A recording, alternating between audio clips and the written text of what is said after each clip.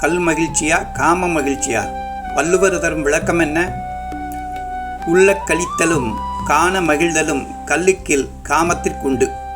நினைத்த அளவிலே களிப்படைதலும் கண்ட அளவிலே மகிழ்ச்சி அடைதலும் ஆகிய இந்த இருவகை தன்மையும் கல்லுக்கு இல்லை, காமத்திற்கு உண்டு. மது குடிப்பதால் மகிழ்ச்சி இல்லை, அதனால் தீமைதான் உண்டு என்கிறார்.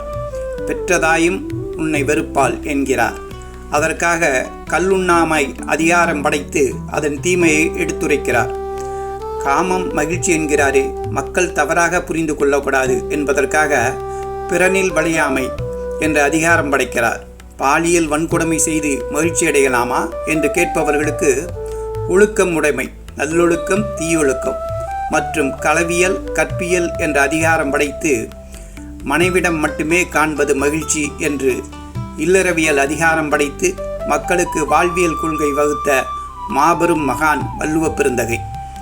நினைத்த அளவிலேயே கல்லியிடம் கிட்டாத மகிழ்ச்சி காமத்திற்கு மட்டுமே உண்டு என்று எடுத்துரைத்து உண்மையான மகிழ்ச்சி அதுதான் என்று மக்களுக்கு நல்வழி காட்டுகிறார் திருவள்ளுவர்.